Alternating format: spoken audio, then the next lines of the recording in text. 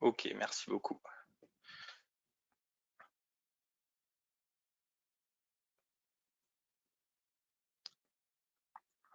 Donc on va pouvoir commencer. Donc merci à tous de participer à ce webinaire consacré au calcul des pressions et surtout l'influence en fait de la mise en données, de notre paramétrage sur les résultats qu'on va obtenir. Avant de rentrer dans le vif du sujet, je vais rapidement me présenter et présenter aussi l'actualité des événements de l'année et les événements de l'année associés à Applicit. Moi c'est Hervé Heitman. Pour ceux qui ne me connaissent pas, je suis ingénieur d'application chez Applicit depuis maintenant un peu plus de 5 ans. Donc je m'occupe de tout ce qui est formation, prestations, euh, support technique, suivi client de manière générale. Et, euh, et je m'occupe aussi de la partie avant-vente aussi avec les commerciaux. J'ai travaillé chez Ami HB et chez Renault par le passé et j'ai un diplôme d'ingénieur en chimie des polymères spécialisé en matériaux plastiques. Donc toujours, hein, si vous voulez voir un petit peu tous les événements qui sont liés à la partie Simu, hein, vous retrouvez dans notre onglet agenda l'ensemble des webinars qu'on aura programmés cette année, et vous pouvez en fait directement vous inscrire sur notre site Applicit, et bien sûr aussi vous recevez directement les invitations sur votre boîte mail. Euh, Également aussi, toujours le blog, hein. Chaque mois, on publie des articles techniques sur des trucs et astuces liés au logiciel ou des fonctionnalités du logiciel. Donc c'est une mine d'informations assez précieuse pour se tenir au courant de certaines nouveautés ou de certaines fonctionnalités ou de petits trucs et astuces qu'on a pu voir récemment. Donc c'est toujours des articles qui sont liés aussi à notre actualité, à ce qu'on voit au quotidien vis-à-vis de l'utilisation de Molflow ou de Fusion. Au niveau de l'agenda des webinars qu'on propose au courant de l'année 2023, donc on avait rejoué un webinar début janvier sur les nouveautés de la version 2023. Donc aujourd'hui, hein, le webinar consacré à l'influence du modèle numérique sur le calcul des pressions. En mars, je vais faire aussi un webinar sur l'utilisation des profils d'injection, euh, que ce soit pour donner une première gamme de réglages pour les premiers essais, ou alors pour réaliser une corrélation par rapport et reproduire un réglage existant en production. Donc on va voir un petit peu comment utiliser ces profils d'injection au mieux et comment également les renseigner quand on a une fiche de réglage. Après, on va faire un webinaire sur la simulation d'extrusion, essentiellement la simulation de l'écoulement qui se passe dans la filière d'extrusion. Donc c'est quelque chose qu'on peut faire. On a eu quelques demandes à ce niveau, donc on va faire un webinaire là-dessus. Les bonnes pratiques du nouveau Simulation Compute Manager, gestionnaire des tâches, l'analyse de l'orientation des fibres en septembre, l'impact du paramétrage sur le calcul des rotations en octobre, les nouveautés Molflow 2024, et pour finir l'année, en décembre, un webinaire sur l'injection de poudre métallique ou céramique, donc des matières hautement chargées en métal, par exemple 90% de poudre métallique, voilà, qui nécessite euh, de plus être dans l'injection des thermoplastiques classiques, mais de passer sur le module l'injection de poudre en fait, hein. Donc on a 90% par exemple de poudre métallique et 10% de liant. Voilà, et on va injecter cette pièce verte, et après en fait il y aura un process de déliantage où on va enlever le polymère et on va avoir qu'une pièce au final métallique à la fin. Je voulais aussi, avant de commencer, vous parler du club utilisateur. Donc pour ceux qui connaissent pas, donc c'est une journée. Donc maintenant on va le faire sur un jour et demi, comme c'était le cas l'année dernière. Donc une demi-journée d'atelier et la journée pleine avec les témoignages clients, une présentation implicite sur des trucs et astuces, et bien sûr les nouveautés de la nouvelle version et les axes de recherche et développement. Donc programme de la première demi-journée. Donc ça va être des ateliers comme on a pu le faire l'année dernière. Donc on a essayé de ratisser un petit peu large pour que tout le monde y retrouve son compte, on va dire. un atelier sur la modélisation des systèmes d'alimentation et leur intégration dans Molflow, un atelier sur la thermique et un atelier sur les défauts d'aspect. Donc ça va être des ateliers en petits groupes, donc chaque personne pourra participer bien sûr à l'ensemble des 3 ateliers sur la demi-journée. Et donc ça va permettre aussi d'échanger sur tous ces sujets et aussi en petit comité. Et bien sûr le soir on aura également un dîner et une soirée de bienvenue. Donc ça va se situer à Paris, hein, comme chaque année, donc ici à la Maison des Polytechniciens. Donc première demi-journée le 28 juin et la journée complète le 29 juin. Donc avec 4 présentations de clients, donc une présentation de la société Duotech sur l'injection des thermodurcissables, une présentation de la société Rocktool, une présentation de la société Schneider Electric et une présentation de la société Runipsys. Donc vous pouvez voir ici l'agenda. Vous pouvez le retrouver également sur notre site Applicite et directement vous inscrire sur notre site. Et bien sûr vous allez aussi recevoir les invitations directement par mail. Les nouvelles fonctions du logiciel au début de la matinée et pour les axes de recherche et développement. Et pour finir la journée, une présentation qu'on va faire avec mes collègues, Cédric et Sébastien, sur les outils et méthodologies pour faciliter la mise en données et l'exploitation des résultats dans Molflow. Voilà, donc c'est toujours une journée très sympathique, très technique, on apprend énormément de choses et on peut discuter avec des personnes qui font le même métier que nous. Donc voilà, ça reste toujours une journée très, très enrichissante pour tout le monde.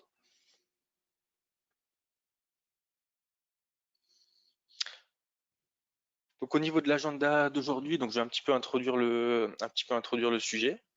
Ensuite, on va voir les principaux points importants sur le calcul de pression, donc l'impact des données matières, l'impact de la modélisation et du maillage et l'impact du paramétrage process. Voilà, c'est essentiellement les trois choses importantes, pour le calcul de pression dans Molflow. Et on va conclure ensuite. Et après, bien sûr, n'hésitez pas à poser vos questions sur le chat, j'y répondrai en direct. Alors là, il y a un peu beaucoup de texte.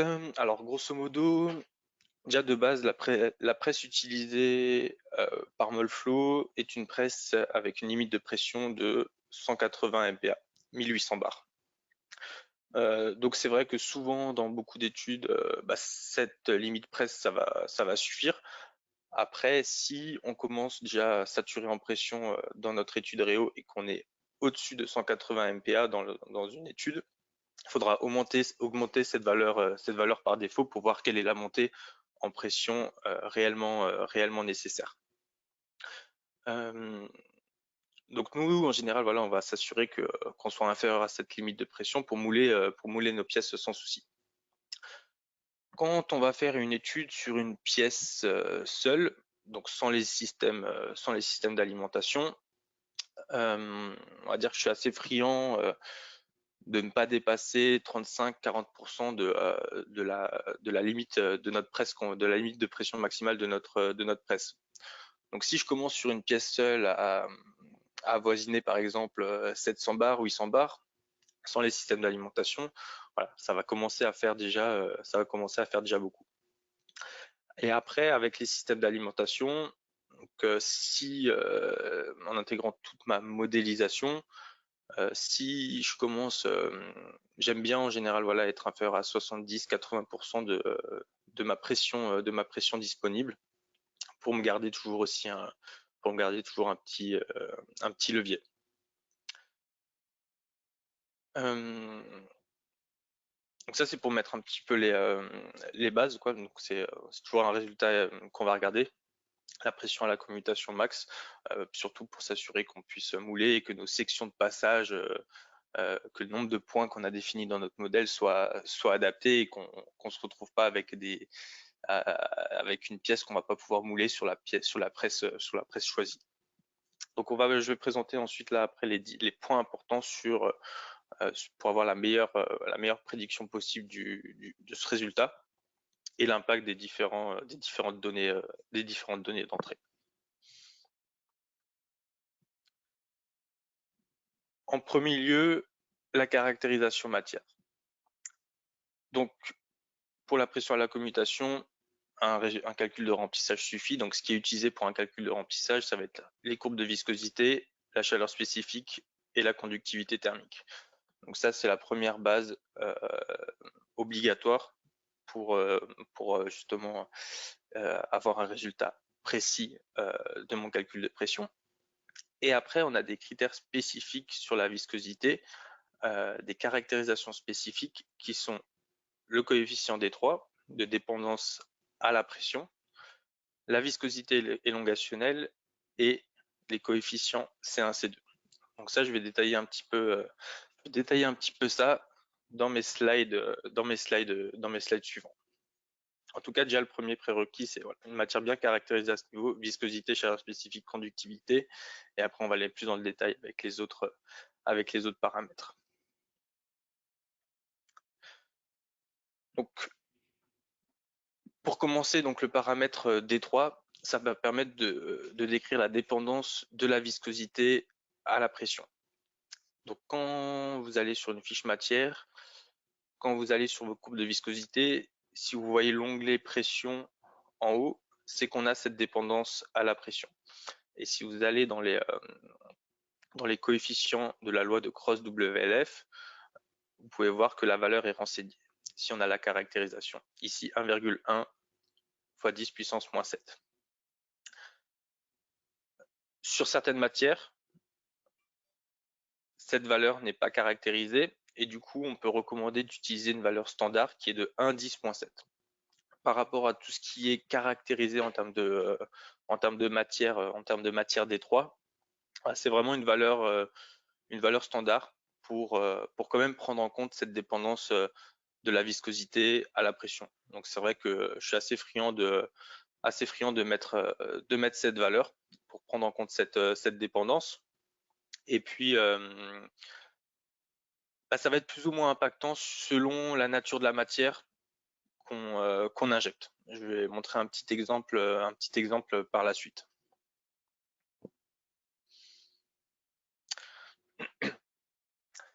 Donc c'est vrai que ce paramètre D3, dans tous les cas, il va être important parce qu'il va engendrer une viscosité de la matière plus importante et donc calculer une montée à la pression, à la commutation plus importante. En général, ça va être les matières amorphes type PMMA, polycarbonate qui vont être assez sensibles à ça. Après, d'autres matières le sont aussi comme du PPS par exemple ou même d'autres matières encore. Mais de manière assez générale, les amorphes sont assez sensibles à ça. Donc si ici on regarde un petit comparatif entre un PMMA plexiglas sweet and clear, donc si je regarde la courbe de viscosité à pression atmosphérique à un taux de cisaillement de 1000 secondes moins 1, on remarque que j'ai une viscosité de l'ordre de 343 pascal seconde. Si j'affiche la même courbe de viscosité à 500 bars, on voit que la viscosité passe à 442 pascal seconde. Donc on a un écart assez important sur la viscosité et du coup une dépendance à la pression qui est assez marquée. À l'inverse, sur le polypro par exemple, le EE103AE, si je regarde la valeur de la viscosité à pression atmosphérique, je suis à 68 pascal seconde. Et si je regarde la courbe de viscosité à 50 pascal seconde, je suis à 80 pascal seconde. Donc là, voilà, bien sûr, j'augmente un tout petit peu la viscosité, mais voilà, c'est vraiment pas énorme. C'est pourquoi sur pas mal de matières, le D3 il va pas jouer beaucoup, mais sur d'autres matières, il va jouer énormément. Et aussi, si de base sur mon modèle pièce avec l'ensemble de mon système d'alimentation, si de base je suis relativement peu élevé en pression, il aura aussi moins d'impact. Il va commencer à avoir beaucoup plus d'impact dès lors que je commence à être sur 900 bars, 1000 bars de pression calculée.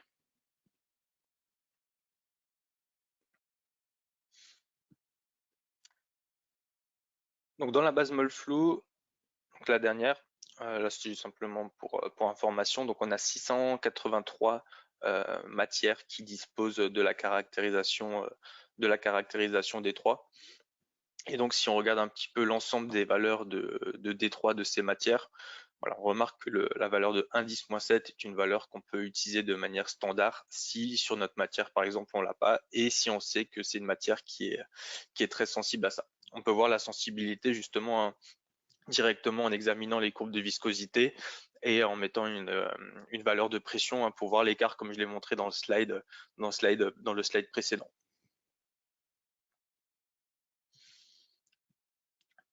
Donc le D3 est utilisé, hein, juste pour finir, que ce soit sur les éléments poutres, les éléments 3D, quelle que soit la technologie de maillage. Ça va être la courbe de viscosité qui va être dépendante à la pression, donc c'est utilisé sur l'ensemble des modélisations et l'ensemble des types de maillage.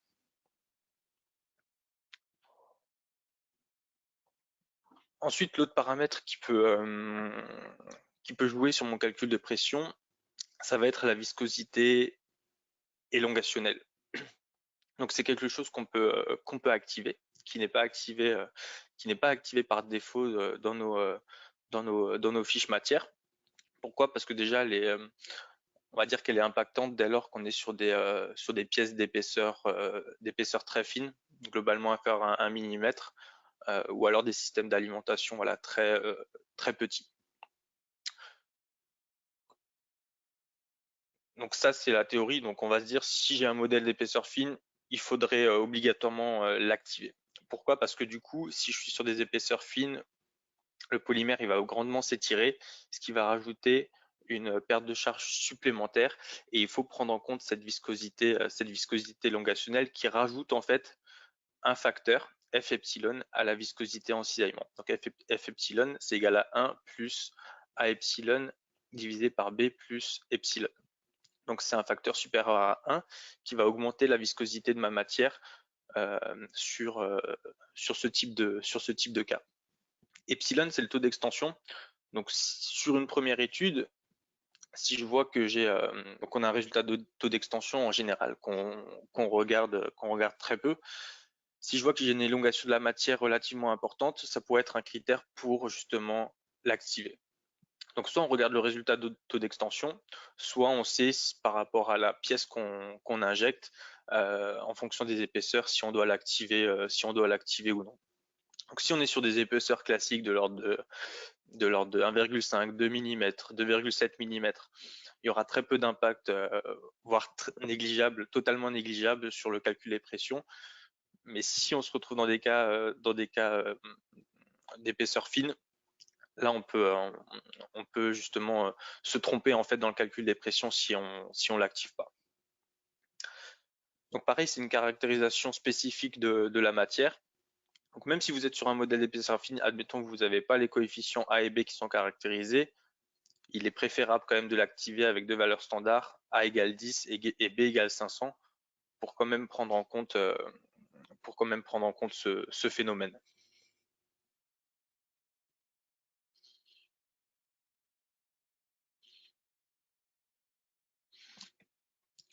Au niveau de la viscosité élongationnelle, on a 2864 matières qui sont caractérisées avec cette viscosité élongationnelle dans la base matière Molflow.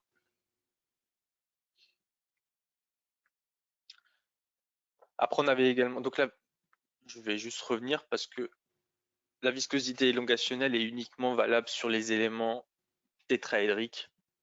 Donc, si vous êtes sur des épaisseurs fines, système d'alimentation, aussi avec potentiellement même des seuils très petits, ça peut jouer. Il est préférable de tout modéliser en éléments 3D pour être le plus précis possible. Ça ne va pas être utilisé également sur des technologies type mid-plane ou dual domaine, donc privilégiez le 3D en activant cette option selon votre modèle, selon votre pièce. Ici, c'est un petit exemple où on avait des épaisseurs très fines au niveau de la pièce. des seuils aussi très très petits, je crois de diamètre 0,7, 0,8. Même dans la pièce, on avait une grosse part de la pièce qui était à épaisseur 0,7, 0,8 mm, où la viscosité élongationnelle justement va jouer, et ainsi qu'une matière aussi assez sensible à la caractérisation des D3. Donc ici, vous voyez, sans le D3 et sans la viscosité élongationnelle, je suis à peu près 67 MPa, 670 bars. En prenant en compte ces deux paramètres, je passe à 219 MPa, donc plus de 2000 bars. Alors de mémoire ici, aux essais sur cette pièce, je crois qu'on était aux alentours de cette valeur. Je crois qu'on était même à 2300 aux essais. 2300 bars aux essais. Cet écart, donc il y a une part du D3 qui justifie cet écart. Donc par exemple, si j'active juste le D3, je passais, je crois, à 1200 bars. Et la viscosité élongationnelle ici me faisait prendre par exemple 1000 bars, parce que j'étais justement sur des épaisseurs très fines. D'où l'importance de l'intégrer. Donc ici, là, je vous montre un modèle où c'est très très impactant, et il y a d'autres modèles où ça va pas jouer, hein. Là, c'est vraiment pour vous montrer un modèle très très impactant où ces deux critères jouent énormément.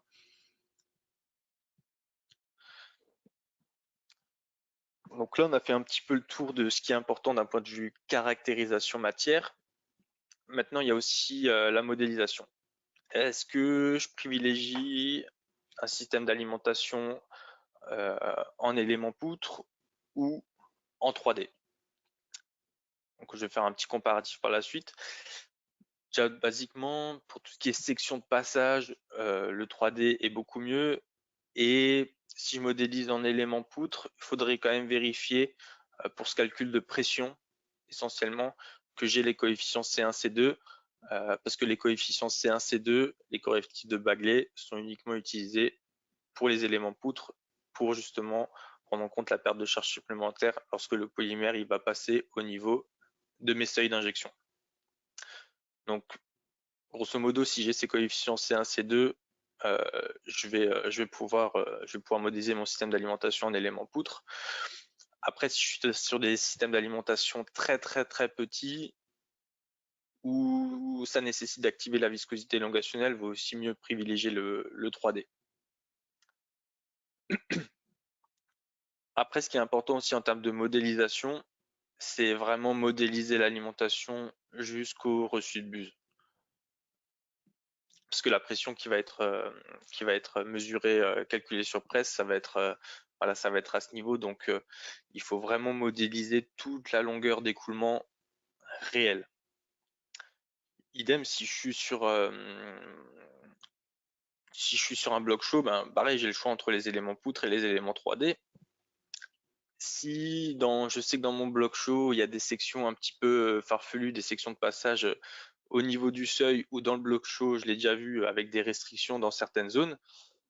Ça va être aussi plus intéressant de le modéliser en 3D pour être le plus précis à ce niveau. Et surtout, si vous êtes sur un moule multi-empreinte et que vous êtes simplifié la vie en coupant le moule en 4, en 8, etc., n'oubliez pas d'attribuer vos occurrences sur l'ensemble de votre modèle pour en fait avoir la bonne moulée simulée, donc les bons débits et les bonnes pressions calculées. Donc si vous faites l'étude que sur une partie du moule, surtout attribuer les occurrences sur chaque partie du modèle, comme si vous avez fait l'étude sur la moulée complète.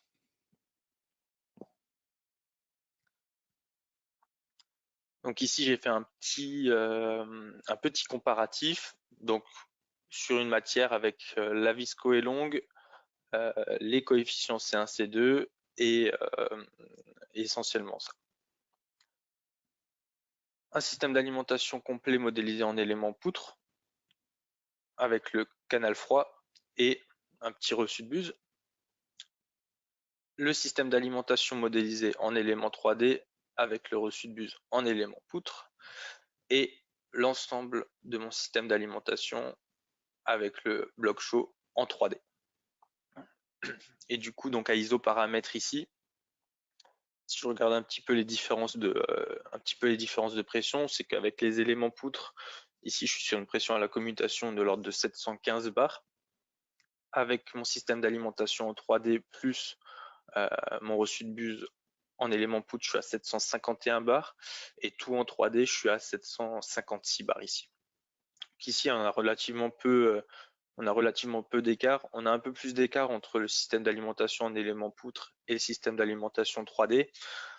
Ça, c'est normal. Je dirais qu'avec le 3D, de toute manière, on sera toujours plus précis parce qu'on a les sections de passage réelles sous lesquelles on va avoir une limite, bien sûr, au niveau des éléments poutres.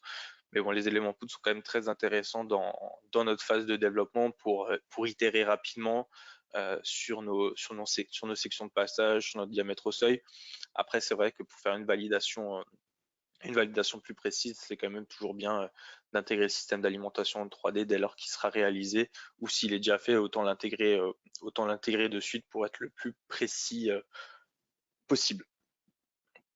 Et puis après, entre le reçu de bus là en élément poutre et en 3D, on a un peu d'écart ici, 751 bars, 756. Après,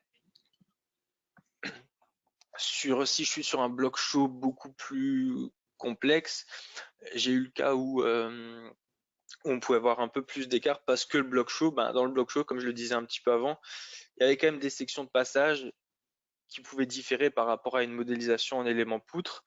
Et entre un bloc chaud en élément poutre et un bloc chaud en élément 3D, j'ai déjà vu par exemple qu'on ait 200 barres d'écart par exemple. Parce qu'en élément poutre, il y a certaines sections de passage qu'on n'a pas pris en compte et qu'on a pris en compte en 3D. Donc c'est vrai qu'il faut le garder en tête. Et après, c'est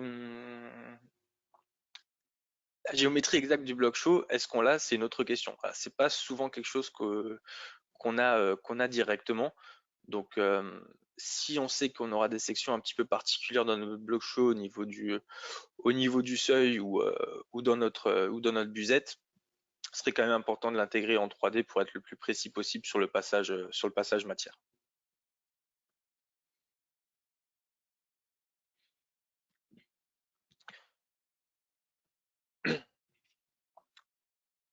Et ensuite, bien sûr, il y a le paramétrage process, tout ce qui est température moule, donc thermique outillage, la température d'injection, bien sûr, la vitesse d'injection, notre point de commutation. Donc essentiellement ces quatre paramètres. Donc ici, j'ai rapidement fait un petit plan d'expérience pour vous montrer un petit peu l'influence. Donc ici, on a la pression en fonction de différents temps d'injection réalisés via un plan d'expérience. Donc ici, en fonction du temps d'injection, simplement, les autres paramètres restent identiques. Je vois que j'oscille entre une pression max à 160 de l'ordre de 160 MPa à une pression mini pour un temps de 1,2 secondes à 900 bars. Donc on voit que la vitesse d'injection a un rôle très important.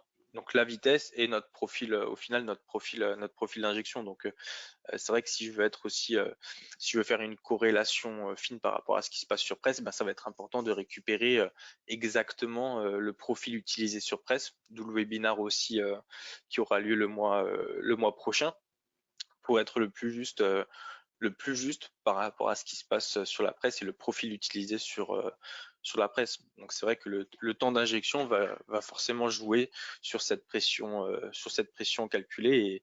Et si je compare une étude avec un temps d'injection à 1 seconde et qu'en réalité j'injecte plus vite ou plus lentement, je vais avoir forcément aussi un écart. Idem sur la température d'injection, où ici sur une matière j'ai fait osciller les températures entre 240 degrés et 290 degrés, et on voit qu'on a un écart aussi, en fonction de la température d'injection, la pression est grandement modifiée. Avec une température d'injection très faible, je suis à une pression très importante de l'ordre de 150 MPa. Avec une température d'injection beaucoup plus élevée de l'ordre de 290, je suis à 32 MPa. La valeur standard ici pour cette matière, on devait se situer à 265 ou 270 degrés. Mais même, vous voyez, si je passe de 270 à 276 ici, j'ai juste 6 degrés d'écart, mais j'ai quand même presque 100 bars de différence. À l'inverse, si j'injecte aussi 6 à 7 degrés plus froid, bah, je passe de 65 MPa à 83 MPa.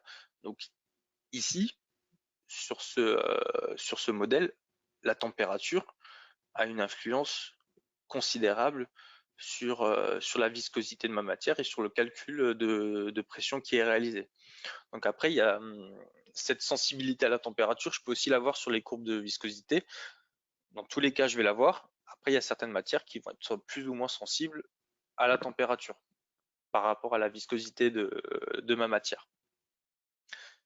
Mais ici, basiquement, je fais mon étude Molflow à 270 degrés et quand en fait, en réalité, on injecte à 280 degrés, donc on a réellement 280 dans le bloc chaud.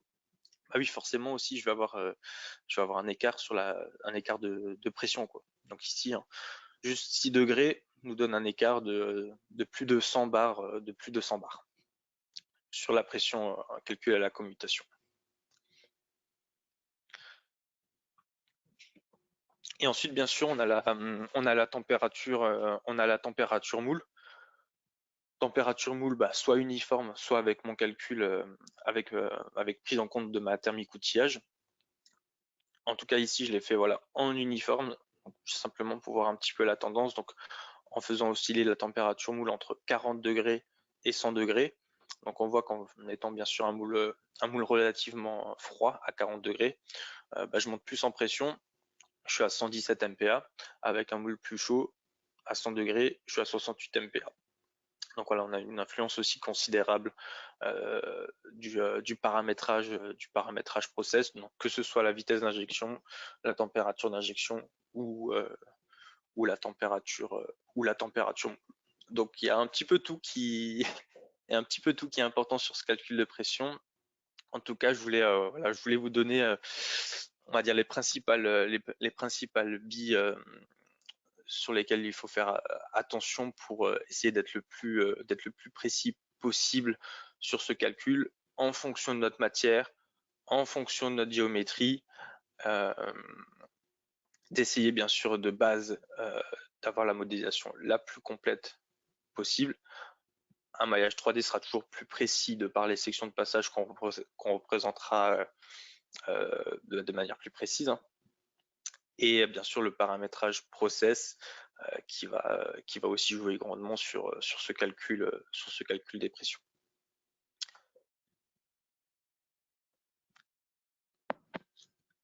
Merci à tous pour votre attention et si vous avez des questions, je vous invite à les écrire dans le chat, ce qui nous laissera un petit peu de temps pour y répondre.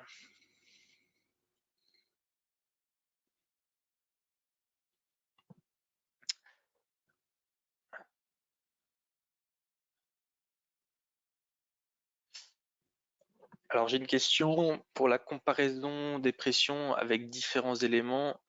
De combien est-ce que le temps de calcul a augmenté? J'ai plus la valeur en tête. J'ai plus la valeur en tête, mais je pense que avec le maillage que j'ai fait sur la pièce seule, j'ai dû avoir à peu près 1 million d'éléments 3D. Je pense qu'avec le système d'alimentation, je devais être à peu près à 1,8 million d'éléments 3D. Donc je dirais que je suis passé d'un temps de calcul sur mon modèle. Je pense pas que j'ai pris énormément parce que je suis resté dans un nombre assez classique d'éléments 3D. Je pense que j'ai dû prendre 20 ou 30 minutes de temps de calcul. Après, c'est vrai que si je suis sur un modèle très volumineux avec un système d'alimentation très très important, que ce soit un canal froid ou un bloc chaud, si mon nombre d'éléments explose et admettons que je commence à être sur un modèle à plus de 4 millions, 5 millions d'éléments 3D, ça va être d'autant plus impactant sur mon temps de calcul.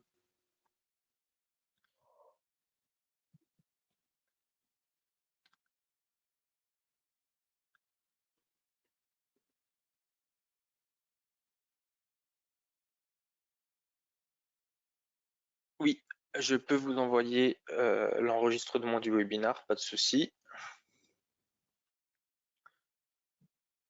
à l'ensemble des personnes présentes. Euh,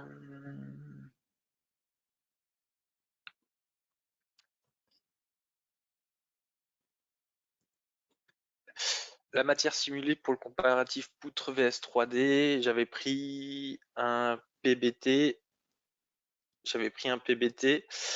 mais je n'ai plus la référence commerciale en tête, mais je me le note et je pourrais revenir vers vous. En tout cas, c'était un PBT.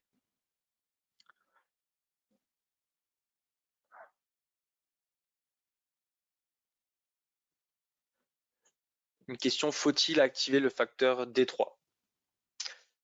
Comme je l'ai dit, ça va dépendre de la matière. Admettons que vous êtes sur un polypro, une matière très peu sensible à ça, et que votre modèle de base avec le système d'alimentation n'en monte pas beaucoup en pression, ça va pas jouer de beaucoup. Par contre, vous êtes sur une matière qui est très sensible à ça, type MMA, polycarbonate, PPS et d'autres. Oui, ça peut valoir le coup de l'activer et de prendre la valeur standard qui est de 1,10-7. Au moins pour voir la différence aussi et on va dire être un peu plus critique et éviter de prendre un risque en fait.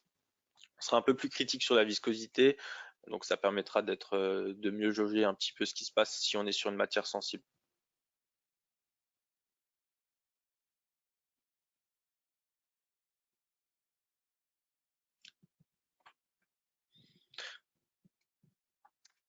J'ai une petite réflexion aussi. Une bonne discrétisation du bloc chaud en 2D BIM sera similaire à un maillage 3D pour le calcul de pression. Euh,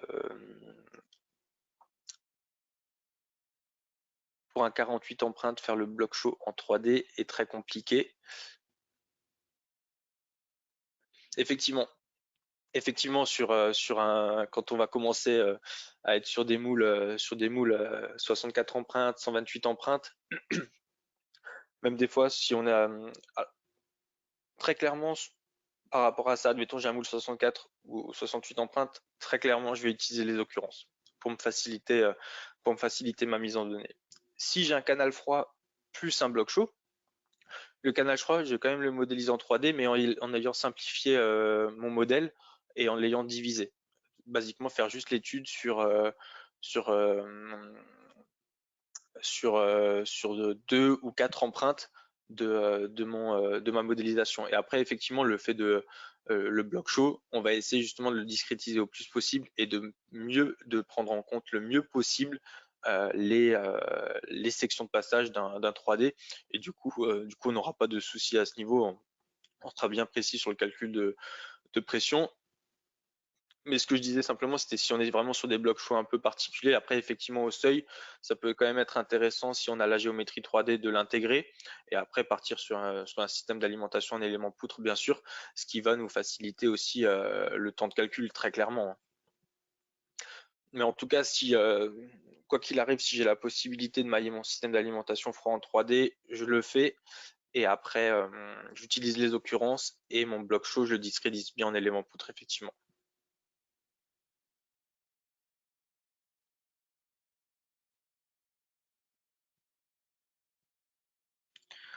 Euh,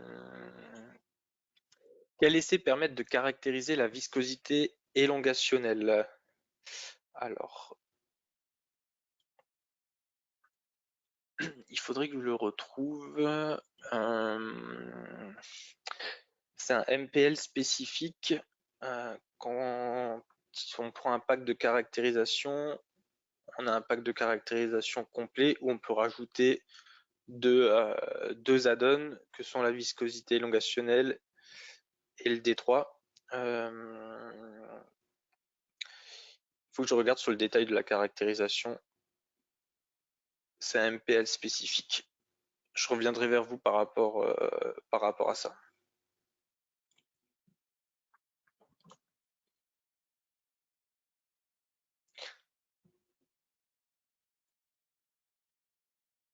Pour le maillage 3D de la lime, y a-t-il des précaux de maillage particulières ou c'est comme la pièce, nombre de layers?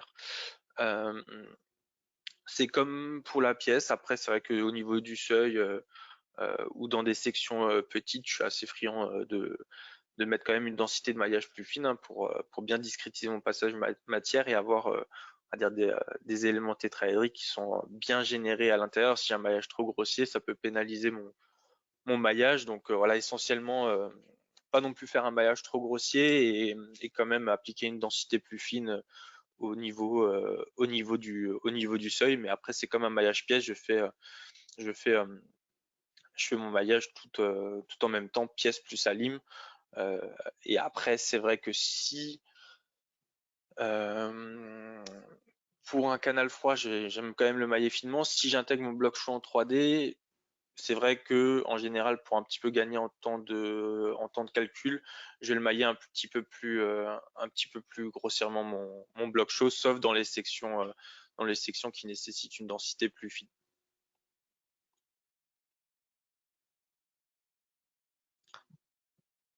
Après, c'est toujours l'idée, c'est d'avoir le meilleur compromis entre la précision de mon modèle et aussi le temps de calcul et pas avoir un modèle non plus à plus de 5 millions d'éléments 3D. Quand on commence à être sur un modèle à plus de 5 millions d'éléments 3D, ça commence déjà à faire pas mal, quoi. Est-ce qu'une modélisation poutre donnera la plupart du temps une pression plus faible que par une modélisation 3D? Euh,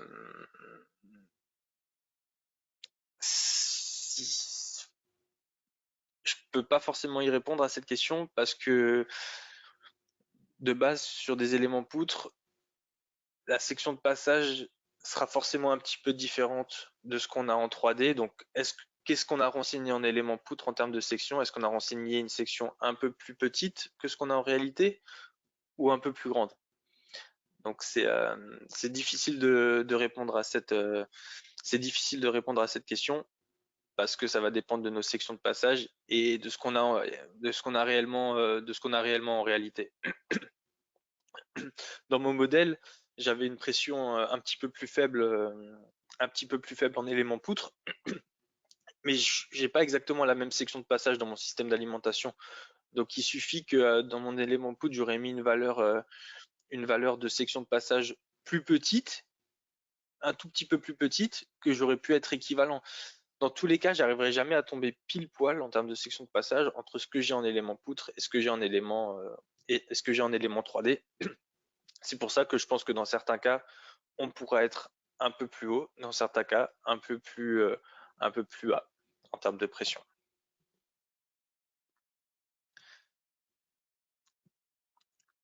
Alors il y a beaucoup de questions. Si on n'a pas les coefficients de Bagley C1, C2, est-ce qu'il y a des valeurs que l'on peut utiliser? Alors oui, il y a des valeurs. Je me rappelle d'un abac de maths de valeurs qu'on donnait dans nos documents de formation qui peuvent être utilisés. Ou alors, si vous voulez les renseigner, si vous voulez quand même prendre en compte ces valeurs C1, C2, je réfléchis à haute voix, mais ce qui peut être intéressant, c'est d'essayer de récupérer un équivalent très proche dans Molflow qui a C2, C1, C2, de caractériser avec une matière similaire, même type de polymère, même type de charge, même type de pourcentage de charge, viscosité similaire, bien sûr, et essayer et copier ces deux valeurs dans notre matière qui les a pas. Ça peut être intéressant, ça pourrait être intéressant de procéder de ce type peut-être.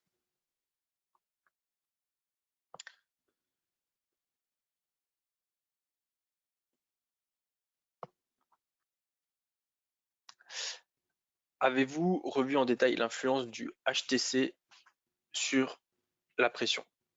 Ouais, c'est effectivement C'est un sujet, j'en ai pas parlé là durant ce webinaire. C'est le coefficient d'échange de chaleur entre le polymère et le moule, la capacité à transmettre la chaleur. Donc, on a les HTC par défaut, qu'on soit sur la partie remplissage, compactage ou pression détachée qui sont différentes, qui sont dans le solver. Euh, c'est quelque chose qui va être lié bien sûr du coup à la température moule et au figeage de la matière qui sera plus ou moins accéléré en fonction de la valeur de HTC, du HTC. Donc plus on aura un HTC élevé, plus on va refroidir vite, plus on va refroidir vite le polymère.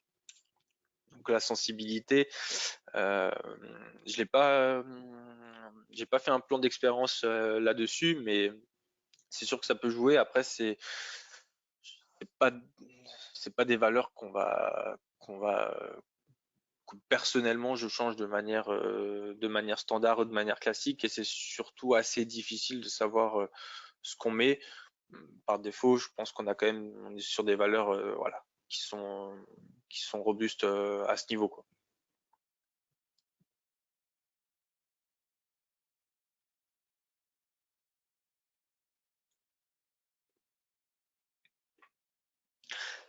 Sait-on quelles sont les matières qui sont le plus sensibles à la viscosité élongationnelle?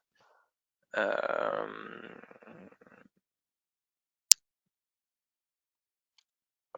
c'est une bonne question. Euh, c'est vrai que sur un modèle qui le nécessite, est-ce qu'entre un amorphe, un cristallin, etc., est-ce que j'ai le même comportement en termes en termes de viscosité élongationnelle? Je pense qu'il y a des matières qui sont plus ou moins sensibles. Après, dire lesquelles, j'ai pas fait ce travail de recherche. Je pense il y a des comparaisons qu'on peut faire, par exemple sur un modèle à paroi fine où je compare différentes matières pour voir un petit peu, pour voir un petit peu les différences avec la viscosité élongationnelle et sans la viscosité élongationnelle, et voir à chaque fois l'écart qu'il peut y avoir sur différentes matières. Euh, Ce serait intéressant de faire un comparatif de ce type aussi. Je pense qu'il faut d'abord passer par un petit comparatif, peut-être sur une plaque à paroi fine, euh, prendre une matière, prendre un amorphe, lancer deux calculs avec la visco et longue, sans la visco et longue, voir la différence, prendre un cristallin, voir et faire le même comparatif, activer la visco et longue et pas l'activer, et voir si par exemple l'écart de pression est sensiblement le même ou non, ou si on a un comportement en viscosité élongationnelle qui est différent.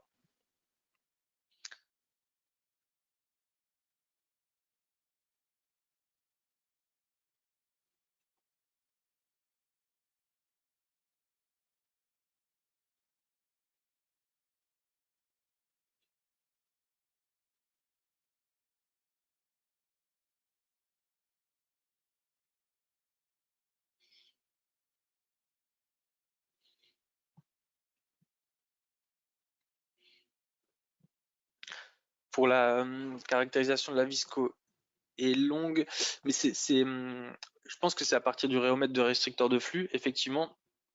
Après, c'est deux caractérisations qui sont à part. Donc, c'est pas parce qu'on a le D3 qu'on aura forcément la visco et longue, et c'est pas parce qu'on a la visco et longue qu'on a forcément le D3.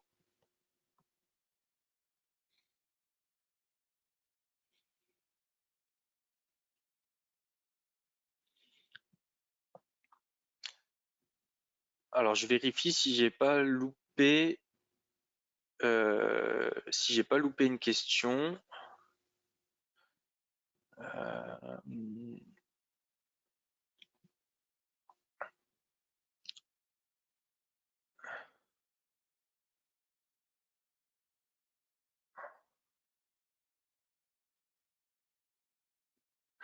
Ok, non. On a fait le tour des questions. Bah, écoutez, merci à tous. Merci à tous de votre intérêt, et du nombre de questions. C'est très appréciable.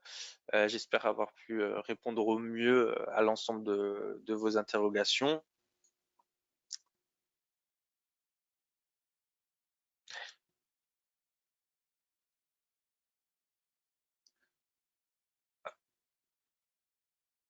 Alors dernière question, pour désactiver la viscosité élongationnelle, donc soit il n'y a pas de valeur, 0,0, soit on la décoche en fait en éditant la matière. Euh, pour rebondir, j'ai remarqué qu'en version 2023, sur certaines matières, c'était activé par défaut quand même. Mais je pense que sur les principales matières, c'est pas activé par défaut. Mais c'est quelque chose que j'ai remarqué en version 2023.